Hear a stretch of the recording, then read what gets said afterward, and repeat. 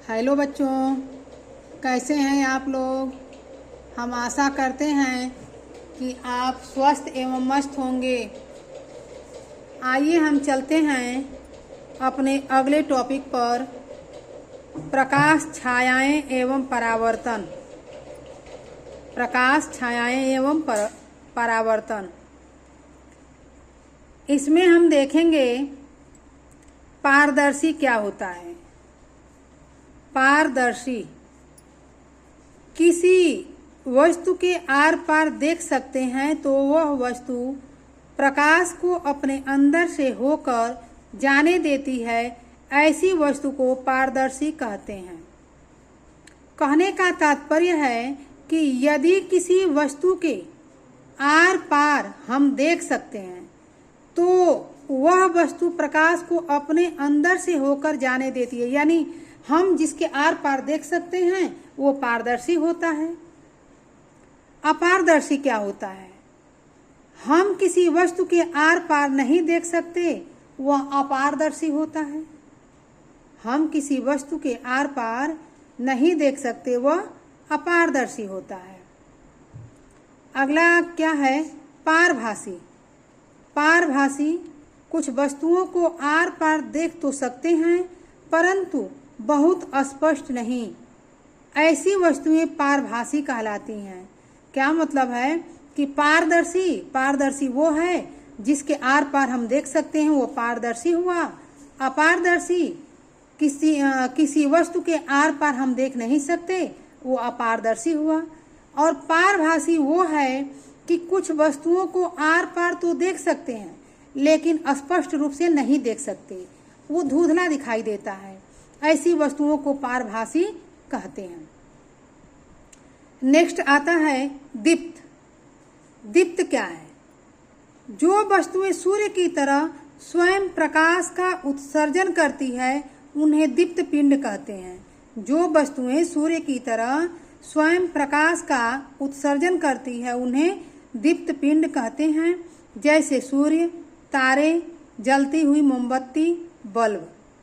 जैसे सूर्य, तारे, जलती हुई मोमबत्ती, बल्ब। कहने का तात्पर्य यह है कि दीप्त वस्तुएं वे होती हैं। दीप्त वो होता है जो वस्तु सूर्य की तरह स्वयं प्रकाश का उत्सर्जन करती है। जैसे सूर्य जो होता है वो अपने आप मतलब अपने से वो प्रकाश देता है, यानी सूर्य स्वयं प्रकाश देता है, उन्हें दीप्त पिंड कहते हैं।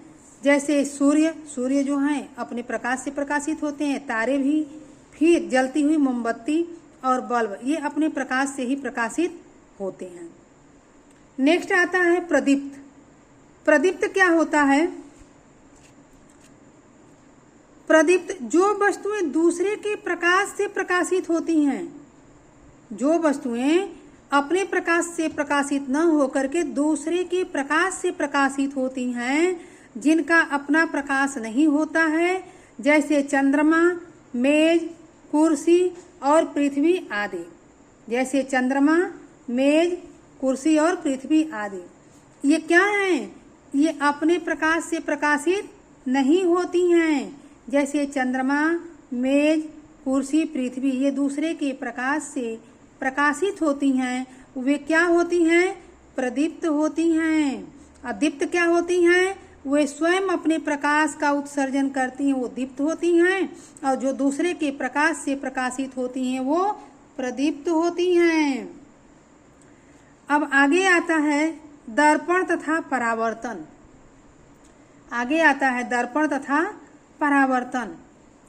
प्रकाश सरल रेखा के अनुदिश गमन करता हुआ दर्पण से परावर्तित हो जाता है। प्रकाश सरल रेखा के अनुदिश गमन करता हुआ दर्पण से परावर्तित हो जाता है। दर्पण एक चमकीली वस्तु या सतह है जो अपने पर पड़ने वाले प्रकाश को वापस भेजती है। दर्पण एक चमकीली वस्तु या सतह है जो अपने पर पड़ने वाले प्रकाश को वापस भेजती है, जबकि परावर्तन प्रकाश की वह क्रिया जिसमें प्रकाश की किरण किसी सतह से टकराकर उसी माध्यम में वापस लौट जाती है, दर्पण वह साधन है और परावर्तन वह सिद्धांत या घटना है। यानी कहने का तात्पर्य ये है कि दर्पण वह साधन है, यानी दर्पण जो है साधन है और परावर्तन जो है सिद्धांत या घटना है। तो अभी हमने देखा कि दर्पण जो होता है सरल रेखा के अनुदिश गमन करता हुआ दर्पण से परावर्तित हो जाता है। सरल रेखा के अनुदिश गमन करता हुआ दर्पण से परावर्तित हो जाता है। दर्पण एक चमकीली वस्तु या सतह है। क्या है? दर्पण एक चमकता हुआ यानी चमकीली वस्तु या सतह है जो अपने पर पड़ने वाले प्रकाश को वापस भेजती है। जो दर्पण पर जो प्रकाश पड़ता है उसको क्या होता है, वो वापस फिर उसको भेज देती है। लेकिन परावर्तन जो होता है प्रकाश की वह क्रिया जिसमें प्रकाश की किरण किसी सतह से टकराकर उसी माध्यम में वापस लौट जाती है। यही क्या है? दर्पण तथा परावर्तन है। अगला आता है विद्युत परिपथ। विद्युत परिपथ विद्युत सेल के दो टर्मिनलों के बीच विद्युत प्रवाह के संपूर्ण पथ को दर्शाता है। क्या है?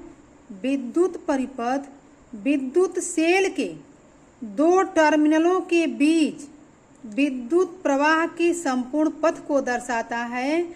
बल्ब केवल तभी दीप्त होगा जब परिपथ में विद्युत धारा प्रवाहित होती है।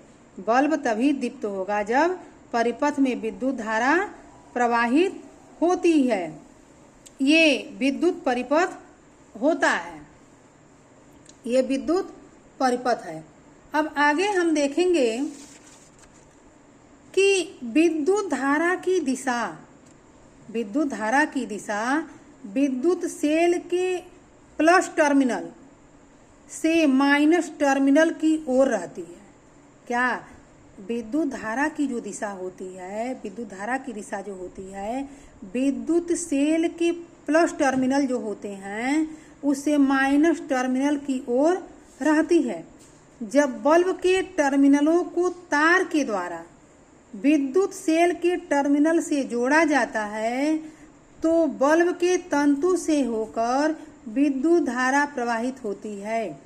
जब विद्युत सेल के टर्मिनल से जोड़ा जाता है किसको?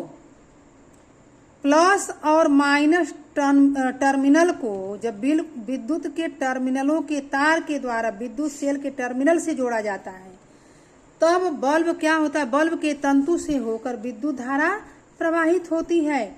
यह बल्ब को दीप्तिमान करती है। यह बल्ब को क्या करती है? दीप्तिमान करती है। अगला आता है विद्युत चालक। जो पदार्थ विद्युत धारा का प्रवाह होने देते हैं वे विद्युत चालक होते हैं। विद्युत चालक क्या है? जो पदार्थ विद्युत धारा का प्रवाह होने देते हैं वो क्या होते हैं? विद्युत चालक होते हैं। विद्युत रोधक क्या होते हैं? जो पदार्थ विद्युत धारा का प्रवाह नहीं होने देते वे विद्युत रोधक होते हैं। क्या? जो पदार्थ विद्युत धारा का प्रवाह नहीं होने देते वे विद्युत रोधक होते हैं। Thank you. आज के लिए